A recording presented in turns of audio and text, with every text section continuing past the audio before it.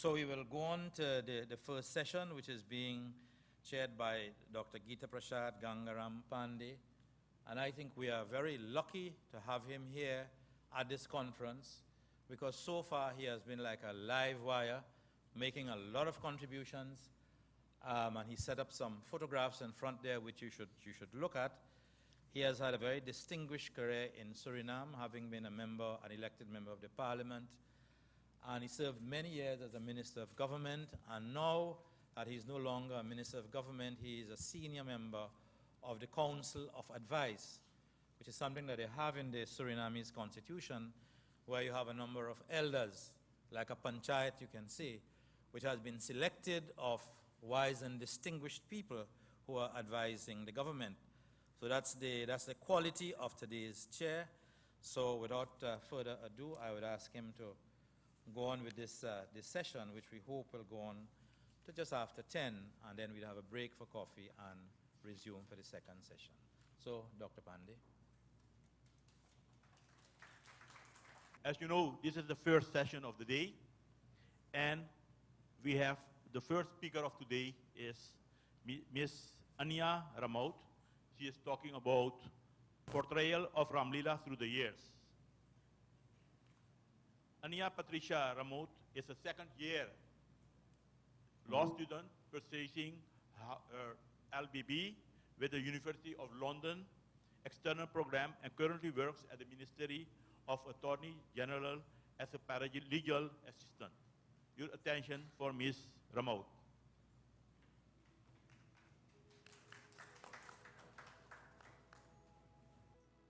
Sitaram one and all. This morning, my presentation will be done on Ramleela, portrayal through the years. Sri Ram said that wherever his praises are sung, ever present will be Pavanaputra Hanumanji. Then surely Hanumanji is ever present and blissful during the Ramleela celebrations and the season of Ramleela here in Trinidad. Ramleela is an enactment of the exploits of Sri Ram, the incarnate of Vishnu Bhagwan, as he appeared on earth many thousands of years ago. This Leela illustrates the various occurrences that took place during his descent, various lessons on humanity, and of course, his restoration of Dharma. How did it begin? This Leela play was first brought to our shores by our ancestors who arrived in the year 1845. As one of our famous Indian cultural songs, O Children of Noble Culture, states, our parents came from India land afar, bringing with them their dharma, with little but their culture. It has been recorded that the first group to perform Ramleela in Trinidad was the Dow Village Ramleela and Cultural Organization in the year 1881. Since this would have been the first performance of Ramleela said to be recorded in our history, 132 years ago, many things were quite different from that which exists today. In examining how Ramleela has evolved over the years, we can canvass the following components. Stage performance. Ramleela is now held via stage performances, or what is known as stage Ramleela. One such group which has done Ramleela on that level for almost 20 years is the Swaha Sukshanti Bhakti Mandali Ramleela group. We erect a stage covered by a tent. Attached to the back of the stage are backdrops depicting different scenes utilized in the setting, such as palace and forest scenes. In stage performance, we change the backdrops as well as the props and decorations used in the scenes. By implementing the use of a stage as the set for a performance, the actors can have a wider variety of levels and space to work with. Field performance. In the early 1900s, all Ramleela groups would have conducted their performances in an open field. These fields would be bordered with bamboo rods to mark the designated areas in which the performance would be held. One advantage of field performance is that there is a wide space which can be utilized for the performance. Therefore, it is not necessary to change scenes. A disadvantage is that after the rain falls during the day, the performers still have to enact the play on the wet and sometimes muddy grounds, as the phrase, "the show must go on," is not just an expression to them, but a way of life. Technological advancements. Another one of the many changes experienced was the introduction of technology. Modern theatrical practice relies on sound to assist in a number of ways, as it can be useful in creating an atmosphere or mood. Other uses of technology involve the implementation of sound, such as instrumental recordings and sound effects on CDs and MP3s. Lighting effects allow for a better view of the performance, especially at night, when it would have been more difficult to see in the past. Back then, the pundits who would narrate the scriptures for the actors to portray different roles of those mentioned in the Ramcharitamanas had no means of enhancing their voice for it to carry for the audience as well as the players. The introduction of technology in the performance has allowed microphones to be utilized to carry the sound for all to hear. In the beginning of the 20th century, there were still large groups of people who would not have been exposed to the necessary teachings to allow them to read and write efficiently, and therefore not as educated as they should be. That was a major disadvantage to the participants and performers of the Ramleela groups. Children and young adults are now educated, more so than their ancestors in the past. The internet, and more so Skype, fosters instantaneous communication on a global scale, so that the sharing of information is readily available. People involved in the Ramleela are now more familiar with the teachings and what took place in the Ramayana, enabling them to better enact the Ramleela in a more accurate way. Sukh Shanti is one of the first groups in the country to introduce the idea of script writing in the Ramleela arena. The head of the Ramleela group, Mrs. Kamalwati Ramsavik, has prepared extensive scripts over the years by reviewing the Ramcharitamanas and scripts the narration as well as the dialogue for the performances. Ramleela is seen more as a live and active performance where the characters speak to each other. Utilizing a script and pioneering dialogue allows us to present the Ramleela in a way that the audience will be able to better interpret what is said. She has been nurtured by the great King Janak, her father, and by all of us. She has known no hardships. But my dear Ram, she will be my comfort if she stays here with me in the palace. That was a sample dialogue from one of our Ramleela performances. Finance. Previous decades of Ramleela have seen great difficulty in sourcing adequate funding to facilitate the production of this epic performance. Due to the oppressive conditions in which our ancestors lived, money was very challenging to come by. Approximately 20 years ago, Ramleela groups all across the country began receiving government funding to assist the costs of the performance. Groups utilized the money in various ways to improve their performance, purchasing material to make new costumes as the starting material for the props, such as our numerous weapons and the enormous effigy of Ravan, which is burnt on the final night of the performance. 100 years ago, there were approximately 3 Ramleela groups in existence: the Dow Village Ramleela and Cultural Organization, the Cedar Hill Youth Organization, and the St. John's Avocat Ramleela Group. Now there are approximately 36 Ramleela groups throughout the country, each organizing and performing their own Ramleela at their venues. Some of the groups are the Swaha Sukh Shanti Bhakti Mandali Ramleela Group, the Brahma Gyan Ramleela Group, First Felicity Ramleela and Cultural Group, McBean Ramleela and Cultural Association, and many more. In 2001, the National Ramleela Council of Trinidad and Tobago was established to bring a sense of organization and oneness to Ramleela groups and Ramleela celebration in Trinidad and Tobago, aimed to refine Ramleela throughout the country whilst encapsulating its essence and traditions, raise the standard of Ramleela performances. The Council, in association with the Ministry of Community Development, Culture and Gender Affairs, undertook extensive training programs for its members in wire bending, performance skills, Ramleela movements, and management workshops. Due to the National Ramleela Council, a contingent of performers attended Kari Festa 10, which was hosted by Guyana in the year 2008. That performance has most certainly raised great awareness of what Ramleela is about. The NRCTT held an awards ceremony in 2011, which highlighted many of the great pioneers of Ramleela, as well as the multiple groups who are part of the council. This program featured many different performances by the various groups, showcasing their talent and skill in the field. Tokens of appreciation were distributed to key players who aided in many of the program's training sessions and performances held by the NRCTT, as well as the many great pioneers of Ramleela. After its incorporation in 2012, the NRCTT held a Ramleela launch program commemorating 132 years of Ramleela in Trinidad. This program officially declared the Ramleela season of 2012 open and commenced with a Ramleela parade by the members of the Brahmagyan Ramleela group, one of the many groups of the NRCTT. The program followed with many cultural items as well as a Ramleela song for which they had a competition for the best Ramleela song sung and composed. Ramleela has been promoted on a larger scale worldwide and has shared the spotlight of theatre arts with many other performances.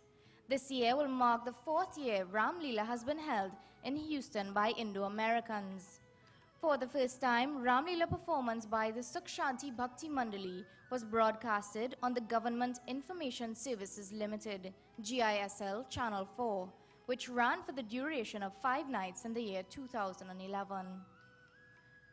With the advancement of Ramleela taking place and the support of the government through the funding provided, Ramleela is able to reach its audience far and wide across the country. Assistance from the funds provided, as well as donations received from sponsors, facilitated advertisements for the production to take place on a more grand scale. Beautifully decorated colored banners are displayed in various areas. Announcements are done via the microphones on cars and the airways of many radio stations across the country. The most exciting way of making the numerous communities aware of the performance is by hosting a parade. Villagers often join in the procession, throwing flowers on the characters as a sign of reverence and immense joy. Performance enhancement. When our ancestors arrived and descended off the Fatal Razak, the standard of their Ramleela enactment was not as advanced in the least. 168 years later, Ramleela has developed and changed into a prominent festivity. All the preparations that are undertaken before and during the performance. It is months and months of hard work and preparation taking place, outsourcing sponsors to donate items necessary to carry out Ramleela performances, the construction of the effigy of Ravan, which is burnt at the end of the performance. All these aspects aid in advancing the quality of its performance and raising its standard from then to now. Ramleela has benefited society spiritually and in many other different ways. It brings the community together to work towards a common goal or idea and allow people to showcase their talent and skill. Participating in Ramleela also spiritually uplifts the society. Great blessings also come to anyone who listens to the praises of Sri Ram. Youths of society are kept occupied and taught good morals and values to live by. Ramleela also promotes a sense of discipline and honesty as it builds on religious activity and community development. Ramleela has grown and developed quite exceptionally throughout the years. It has reached so far as to now be considered an art form in schools under the subject of drama and theatre arts. One such school to have implemented Ramleela as part of the curriculum is the Swaha Hindu College in Sangre Grande, headed by their principal, Pandit Gyandev Prasad. The drama teachers, in collaboration with members of the Tulsi Manas Mandir and Ramleela group, assist students in their preparations for the production, and they also receive funding from the government as well as sponsorship from companies and parents involved. In this way, Ramleela is taught as part of the curriculum at the Hindu College since 2001 as part of the Hindu's Dharma and its traditions, which were brought by our forefathers and have been carried on ever since. In the final analysis of the evolution of Ramleela, its changes from whence it came in the 1800s to the present day, it can be surmised that the performance has gone through many changes throughout the decades, most of which have been beneficial to the performance. These variations and modifications have enhanced and increased the quality of the production and assists in allowing Ramleela to blossom beautifully to date, and the many alterations has been accepted with open arms by the Hindu community. In essence, Ramleela was and remains to this day part of the culture of Hindus worldwide, and with the implementation of technology, aids in raising the standard of Ramleela more and more each year. Thank you, Sitaram. We go further with the second speaker, and that is Mr. Alvin Sultan. Mr. Alvin Sultan obtained his diploma in chemical engineering and a certificate in process plant operations, both at the UTT. He is presently a plant operator technician at Atlantic's LNG Point 14. Your attention for Mr. Alvin Sultan. Thank you. Namaste, Sitaram, and a pleasant good day to each and every one of you present here today. For we are all gathered here to learn, to share our experience in this divine Leela of Lord Rama. Before I begin, I offer my humble pranams to Mr. Chairperson, my co-panelists, the President of the National Ramleela Council, Ms. Ram Subik, and the other committee members. The backbone of this Ramleela conference, Dr. Satbal Karan Singh, Mr. Gibbons, and Mr. Gupta. Also to each and every one of you. Today, my topic of discussion is Ramleela then and now, some of which you would find are very similar to what my co-panelist, Ms. Anya, has presented. But it has some differences that you would see as well. Some of the elements that I will be discussing would be Ramleela and open air theater, woman in Ramleela, the caste system and religious differences and influence on Ramleela, and the youth's involvement in Ramleela. The story of Ramleela, taken from the sacred Ramayana, remains pure, while the epic drama, which started in the barracks of Trinidad during the period of 1860 to 1900, has evolved so much to this present date. From the open-air field drama, which was performed by amateurs and villagers, has now evolved to indoor professional stage performance ballet. In Trinidad, this celebration traditionally starts on the first Friday of the last Navratri, which is within the period of September, October, sometimes November. However, in India, it's opposite.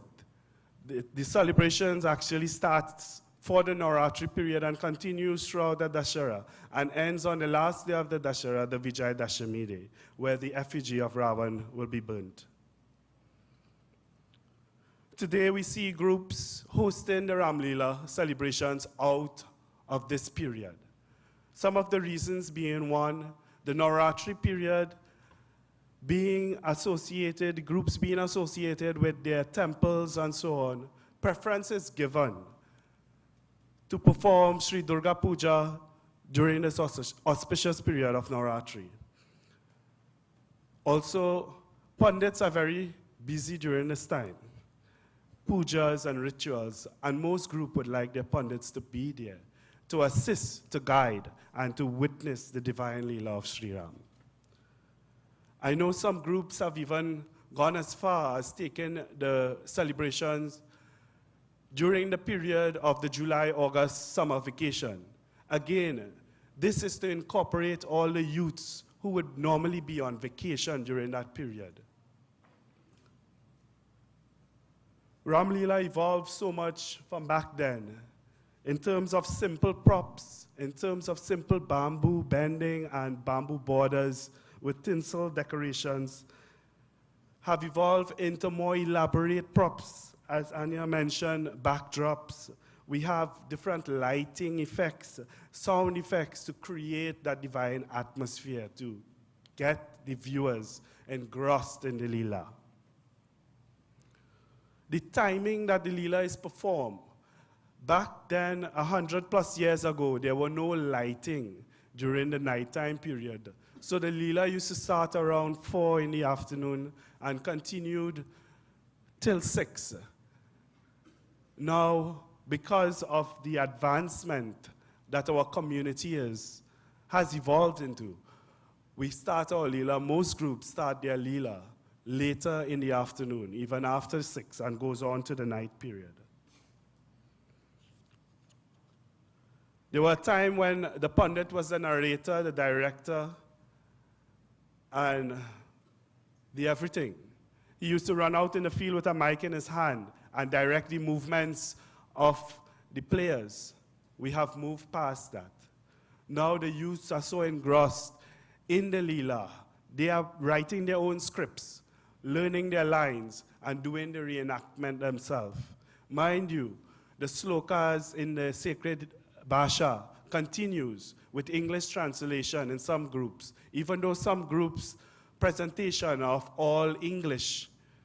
But there are no language barriers here in Trinidad preventing anyone from understanding and preventing anyone from appreciating the Leela of Sri Ram.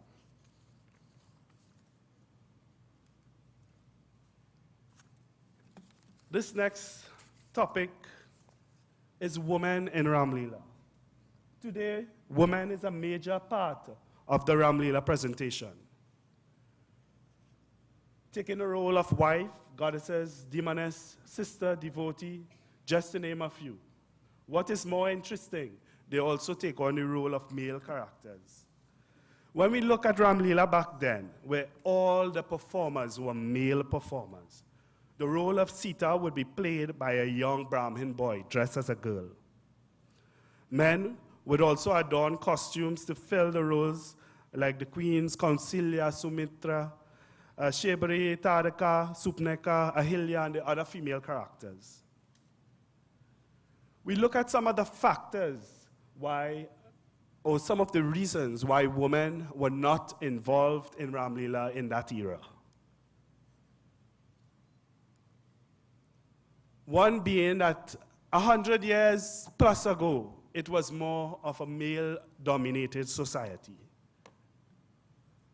The role of women were geared towards being a good housewife, and even the few women who worked on the sugar plantation back then had to strike a balance between the duty of a housewife and the duties on that sugar estate.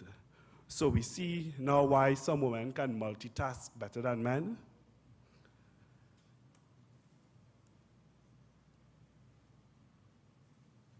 Another reason we look at is back then, the traditional women were more shy, well-respectable and conservative.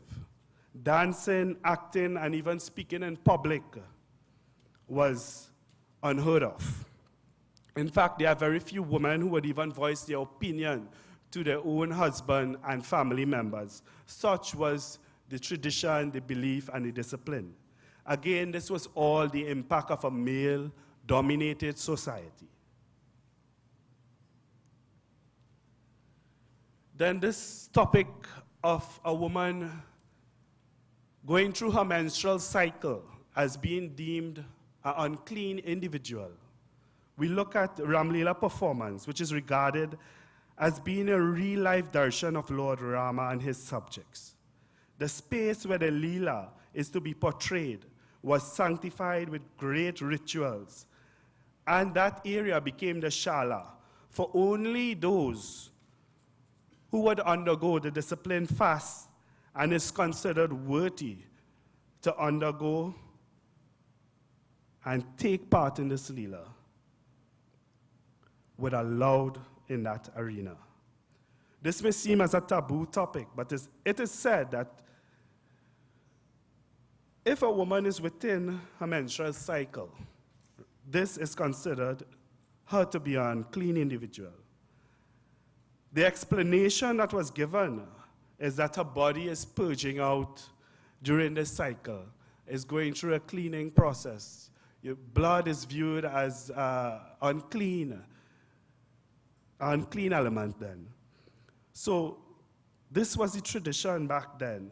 They were prevented from taking part in religious rituals because of this. They were also prevented in some household from entering a kitchen where they would not be able to prepare any meals for their family members. And it goes so far that in some household, they may not even be allowed to sleep on the same bed with their husband. So again, this does not represent all women beliefs and tradition, but there were few who practiced and believed in such.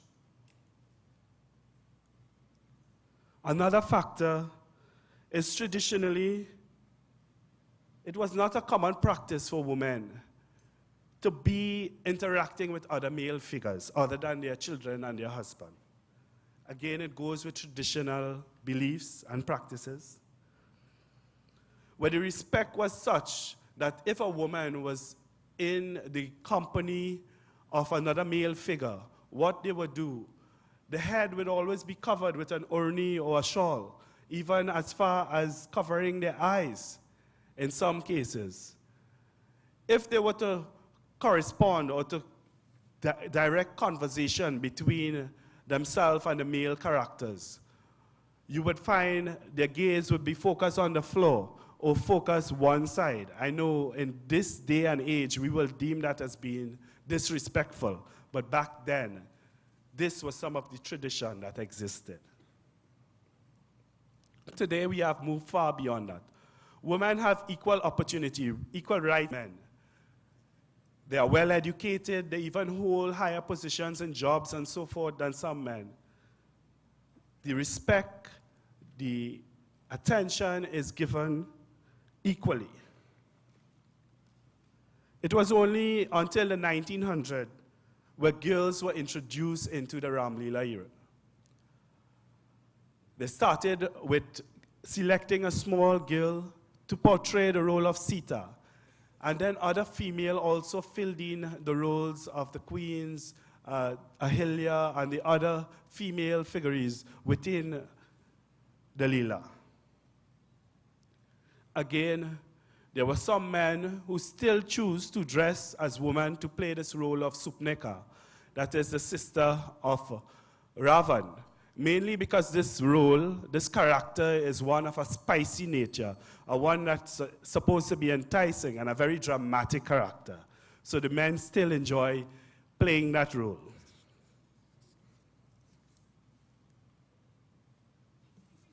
We look on to the caste system.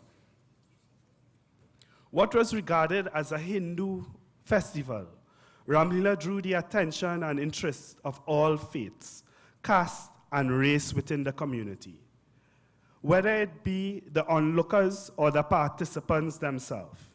In days gone by, only Brahmin castes were allowed to take on the role as Lord Rama, Lakshman, Sita, Hanuman, and the rishis and munis. Some cases, even Ravan, Brahmins were also selected to represent a Ravan, that King Ravan. This is, however, ironic, because the scriptures states that Lord Rama was of the Raghu dynasty, which is of the Kshatriya caste. But nevertheless, the divinity of the Lord, I guess, assumes and is given the highest stature there is available. Special attention will be placed on these characters of Lord Rama, Sita, Lakshman, Hanuman, and the Gurus. Most time, they would remain in the care of the Pandit who is conducting the Ramleela proceedings, where he would provide for them special meals, special attention, and special treatment that is fitting and regarding for a god. Today, any willing and capable individuals, despite caste, religion, or race, can adopt any role in the Ramleela. Once they abide by the rules and discipline set out by the individual groups. Once they understand the nature of the Ramleela, that they themselves now becomes the living entity, the living God, the living Rama, the Sita, the Hanuman. The worship arti, which was only being done to what we refer to as the red side, or Lord Rama's army, which has been performed at the beginning of the Leela and at the end of the Leela, has now involved both armies, Lord Rama's army and King Ravan's army. Even arti is performed to the tasa drummers and their instruments, because all are now being revered as divine individuals. This broke down the barrier of the caste system in Ramleela today. The construction of the effigy of Ravan and the other props for the final day brings together the largest mixed crowd. The entire community gets together to perform this task. Again, it's about showcasing the talents. It's about showing who can build the best effigy, but it displays a remarkable sense of cooperation, camaraderie within the group, within the community, of seeing everyone of diverse cultural background getting involved in the Ramleela celebrations. Again, all we can hope is when that effigy has been burnt to ash, that the element of good over evil remains within the minds until the next Ramleela. We look at youth involvement in Ramleela. Back then, there were more adults enrolled in this divine Leela. Today, we see more youth showing interest in the Ramleela. For our ancestors have paved the way for us by example. Some youths were born into a family of Ramleela practitioners. Others take the opportunity to interact with their peers and friends during this period, where they would engage in having fun and enjoying the Leela. To some, it may be a way to showcase their talent, their constructivity skills and creative skills. It's a way of giving back something to their community, and in so doing, when the community and the elders of the community look at these youths, they gain a sense of love and affection for them, appreciation for them. And the youths in turn gain the respect from the elders. The Ramleela is an interactive and practical way of learning about the pastimes of Lord Rama by allowing the participants to walk in his footsteps. It is said that some individuals process and remember information, some by listening, some by writing, some by looking, and some by practicing. And the Ramleela celebration encompasses all of the above.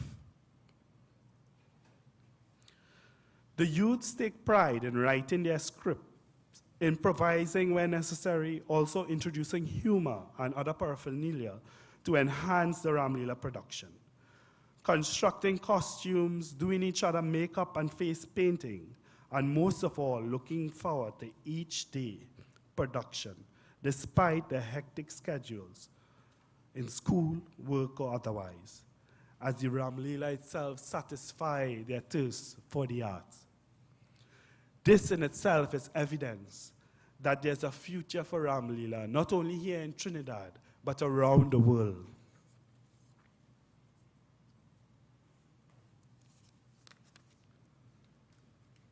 Those are the 4 elements that I choose to explain to you briefly during this time given. But in conclusion, I want to say, in order to progress Ramleela in the 21st century, there must be an element of change. However, maintaining some custom and discipline of the ancient tradition identifies our Ramleela. And most of all, we pay special thanks to our ancestors who have paved the way for us to follow in this path. If you look at the picture on top, for those of you who may be familiar with him, the gentleman is known as Mr. Sicharan Pandoi, known as Uncle Daps. In Cedar Hill, we view him as a pioneer of Ramleela. He was an individual who was born in the Ramleela. His family were Ramleela practitioners and continue in that Leela of the Divine Lord till his last days in 2011. I must say, we at Cedar Hill give him credit. We give him due respect and honor for living this life, this legacy of Lord Rama, and paving the way for us to follow and encouraging us to do the Leela of Sri Ram. So, in closing, I would like to say, Jai Sri Ram. Thank you all very much.